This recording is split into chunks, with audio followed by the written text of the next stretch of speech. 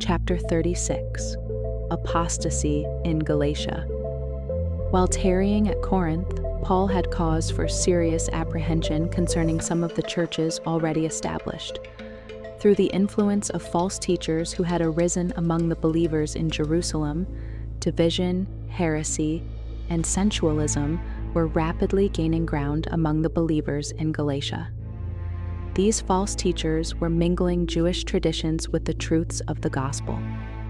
Ignoring the decision of the General Council at Jerusalem, they urged upon the Gentile converts the observance of the ceremonial law. The situation was critical. The evils that had been introduced threatened speedily to destroy the Galatian churches. Paul was cut to the heart, and his soul was stirred by this open apostasy on the part of those to whom he had faithfully taught the principles of the gospel. He immediately wrote to the deluded believers, exposing the false theories that they had accepted, and with great severity rebuking those who were departing from the faith. After saluting the Galatians in the words, "Grace be to you and peace from God the Father and from our Lord Jesus Christ," he addressed to them these words of sharp reproof. "I marvel that ye are so soon removed from him that called you into the grace of Christ unto another gospel, which is not another, but there be some that trouble you, and would pervert the gospel of Christ. But though we, or an angel from heaven, preach any other gospel unto you than that which we have preached unto you, let him be accursed." Paul's teachings had been in harmony with the Scriptures, and the Holy Spirit had witnessed to his labors. Therefore, he warned his brethren not to listen to anything that contradicted the truths he had taught them. The apostle bade the Galatian believers consider carefully their first experience in the Christian life. "O foolish Galatians," he exclaimed, "who hath bewitched you, that ye should not obey the truth, before whose eyes Jesus Christ hath been evidently set forth, crucified among you? This only would I learn of you, received ye the Spirit by the works of the law, or by the hearing of faith? Are ye so foolish? Having begun in the Spirit, are ye now made perfect by the flesh? Have ye suffered so many things in vain, if it be yet in vain? He therefore that ministereth to you the Spirit, and worketh miracles among you, doeth he it by the works of the law, or by the hearing of faith?"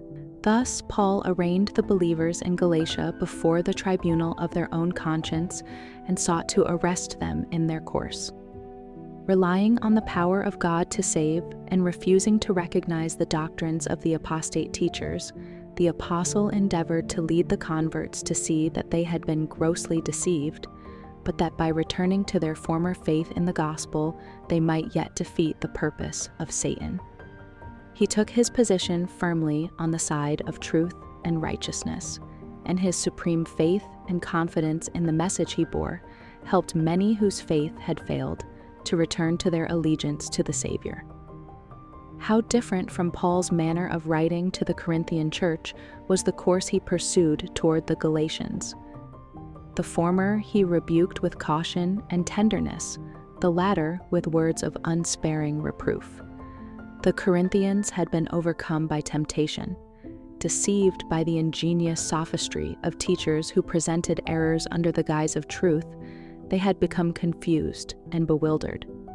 To teach them to distinguish the false from the true called for caution and patience. Harshness or injudicious haste on Paul's part would have destroyed his influence over many of those whom he longed to help. In the Galatian churches, open, unmasked error was supplanting the gospel message. Christ, the true foundation of the faith, was virtually renounced for the obsolete ceremonies of Judaism. The apostle saw that if the believers in Galatia were saved from the dangerous influences which threatened them, the most decisive measures must be taken, the sharpest warnings given.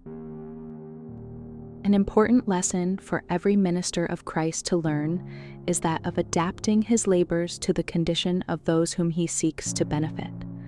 Tenderness, patience, decision, and firmness are alike needful, but these are to be exercised with proper discrimination. To deal wisely with different classes of minds under varied circumstances and conditions is a work requiring wisdom and judgment, enlightened and sanctified by the Spirit of God.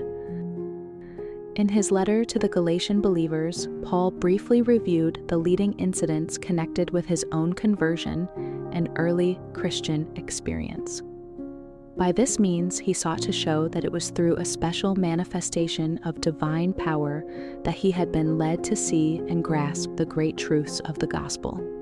It was through instruction received from God himself that Paul was led to warn and admonish the Galatians in so solemn and positive a manner.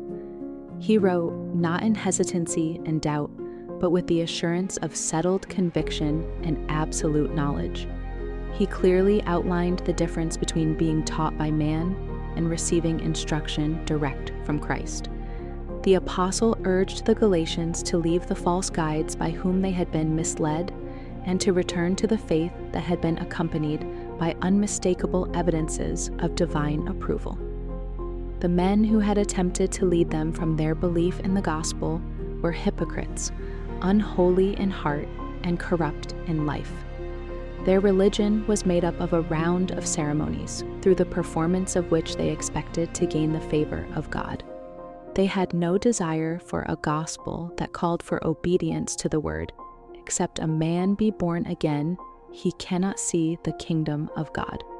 John 3:3.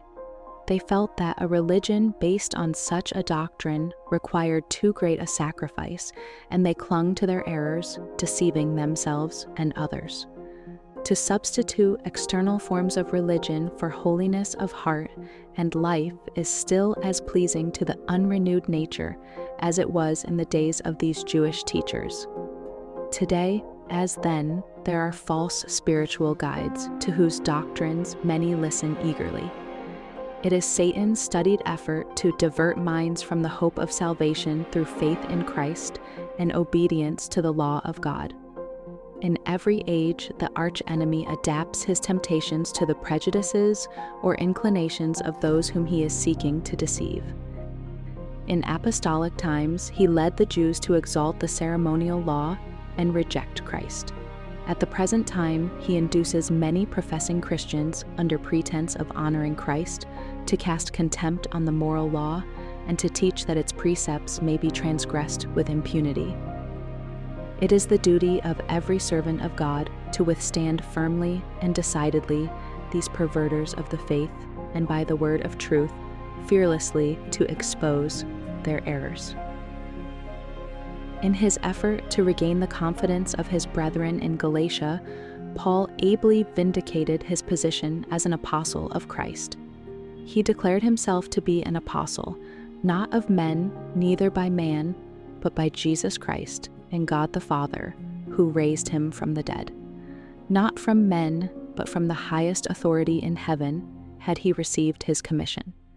And his position had been acknowledged by a general council at Jerusalem, with the decisions of which Paul had complied in all his labors among the Gentiles. It was not to exalt self, but to magnify the grace of God that Paul thus presented to those who were denying his apostleship, proof that he was not a whit behind the very chiefest apostles. 2 Corinthians 11:5. Those who sought to belittle his calling and his work were fighting against Christ, whose grace and power were manifested through Paul. The apostle was forced by the opposition of his enemies to take a decided stand in maintaining his position and authority. Paul pleaded with those who had once known in their lives the power of God to return to their first love of gospel truth. With unanswerable arguments, he set before them their privilege of becoming free men and women in Christ, through whose atoning grace all who make full surrender are clothed with the robe of his righteousness. He took the position that every soul who would be saved must have a genuine, personal experience in the things of God. The apostles' earnest words of entreaty were not fruitless. The Holy Spirit wrought with mighty power, and many whose feet had wandered into strange paths returned to their former faith in the gospel. Henceforth they were steadfast in the liberty wherewith Christ had made them free. In their lives were revealed the fruits of the Spirit: love, joy, peace, long-suffering, gentleness, goodness, faith, meekness, temperance. The name of God was glorified, and many were added to the number of believers throughout that region.